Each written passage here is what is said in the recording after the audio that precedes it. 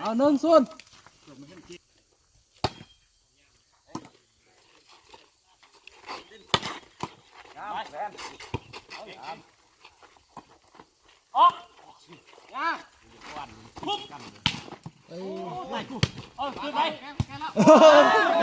เอาหนึ่งเสมอคือมันยังนอนอยู่มันยังฟันอยู่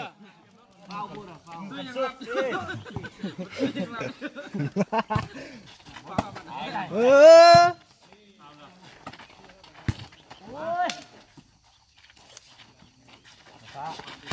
โอ้เก่งเอาสองหนึ่งใส่เตะจุดแน่ยังไม่ต้องตียังมัดไม่ละห่วงเฮ้ยตีเส้นไอ้น้อยกัน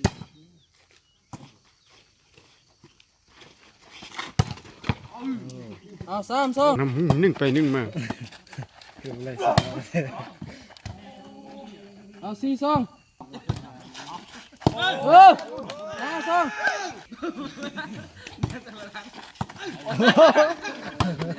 โอ้สิมือบอลตกลายโอ้เป็นอย่างคือเป็นละเอียด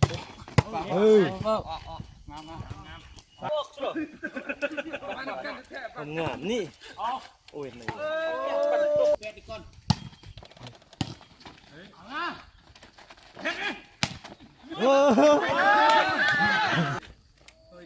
มันมีลูก3 นาทีเลยเนี่ย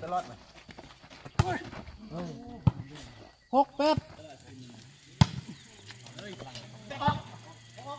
9 6เชื่อมันแน่ไอ้นั่น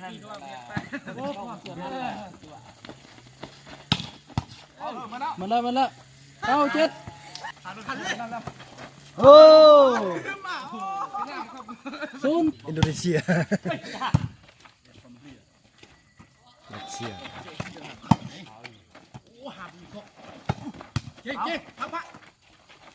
กันนะทุกคนเห็นได้คือกัดเอา1 8เอาครับ3 8